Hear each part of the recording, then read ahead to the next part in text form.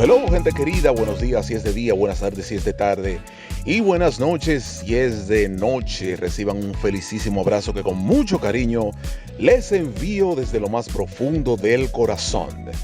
Gracias una vez más por disfrutar este podcast, La Esquina de Chenchi, un espacio hecho para ti que aunque nos tomamos una breve pausa, estamos reiniciando con nuevas fuerzas.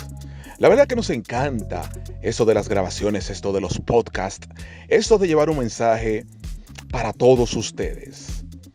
Quien les habla es una persona que siempre vive reflexionando sobre diferentes cosas y meditando sobre distintas historias y obviamente sacando un aprendizaje de ellas. Inicialmente les voy a dejar con esta breve frase que dice: procura que tus palabras sean dulces y agradables, por si un día tienes que tragártela. Esas palabras nos las enseñó una maestra de muy avanzada edad de lengua española, a la cual le tenemos mucho aprecio.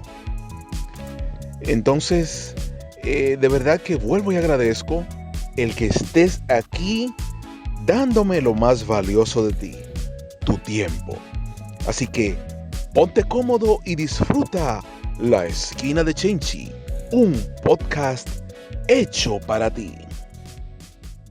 Bueno, aquí estamos de nuevo contigo. Bueno, vamos a darle como salga, porque uno muchas veces le pone periquitos a las cosas pretendiendo que salga perfecto. Pero vamos a darle como salga, señores.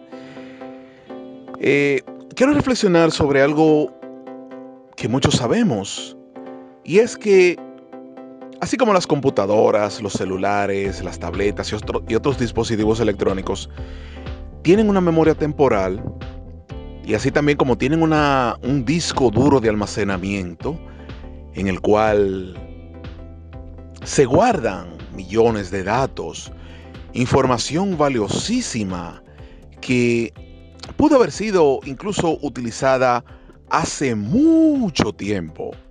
Entonces, lo mismo pasa con el ser humano. El ser humano tiene recuerdos cercanos, recuerdos recientes, pero asimismo recuerdos muy lejanos en el tiempo. Les quiero hacer una historia sobre algo que un servidor ha vivido, que muchos de ustedes quizá también. No es la gran cosa, pero siempre de cada detalle se puede sacar un valioso aprendizaje. Fíjense que inicié mencionando memoria, disco duro, y que así también el ser humano tiene la facilidad y la facultad de guardar información a corto, mediano y largo plazo. Para no alargarles la historia, quiero retraerme a los años 80 por las calles del Ensanche Osama, en el cual un niño de aproximadamente 7 años caminaba por la acera, arrastrando un camioncito, arrastrando, qué sé yo, algún pequeño robot, lo que sea.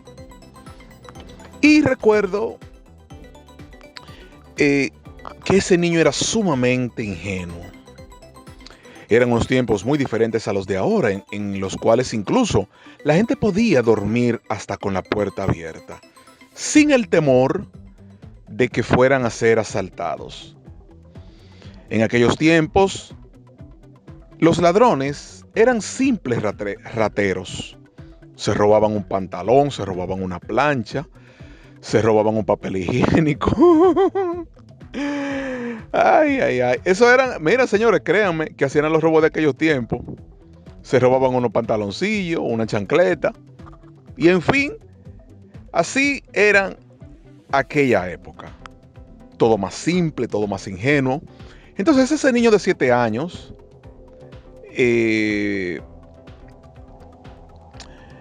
era como a veces intentaba encajar en el entorno, pero no lo lograba. Y entonces por eso es que ese niño durante gran parte de su vida siendo una persona ciertamente solitaria. Ese niño siempre prefería esos juegos así de armar, esos juegos para pensar, tales como sopa de letras, rompecabezas, etcétera. Y ese niño era yo, un servidor, Yolanda, este que está aquí. ¿Qué pasa? Había un vecino, que lo tengo muy fresco en la memoria, que geográficamente era el más cercano, porque vivía justo al lado de mi casa. Digo geográficamente porque en cuanto a lo sentimental, era el más lejano. Cerca físicamente, pero en cuanto a sentimientos, yo lo tenía completamente lejano.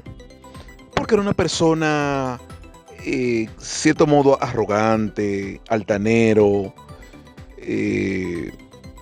con malos valores. Incluso a su hijo, que me hacía muchas travesuras pesadas, él siempre lo encubría, lo justificaba, lo aupaba. En fin, que su hijo nunca pagó las consecuencias.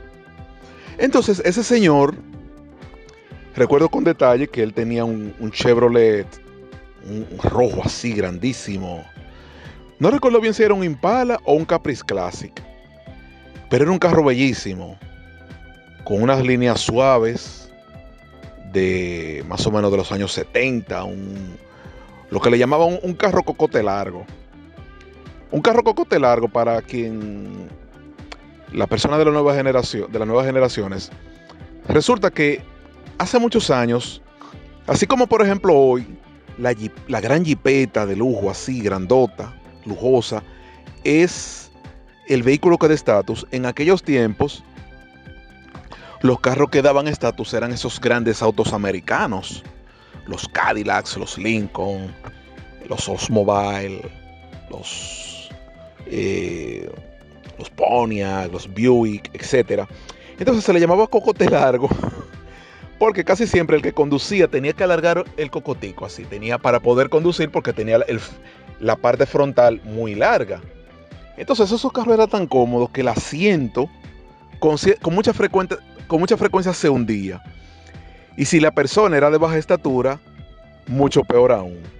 Entonces, al estar bajito y ese frente largo, tenía que estar alargando el cocote. Por eso era que le llamaban carro cocote largo.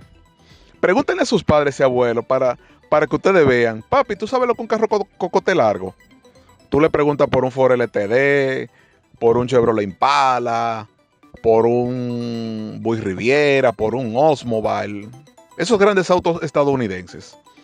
Entonces, él también, recuerdo que su casa estaba muy lujosamente adornada con muebles lujosos, muebles muy elegantes, y a la casa le hizo hasta un anexo.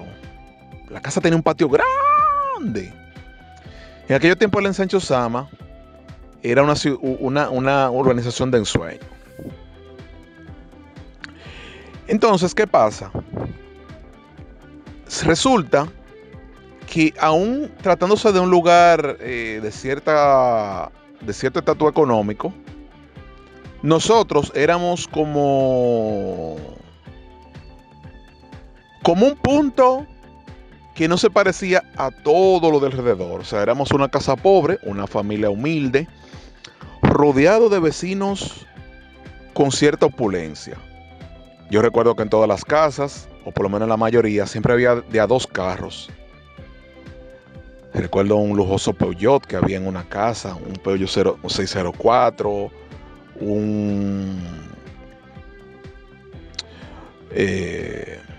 Ford, un Honda Prelude, así chulísimo, que hasta se le tenía sunroof. O sea, yo recuerdo con mucho detalle los carros de la mayoría de las casas.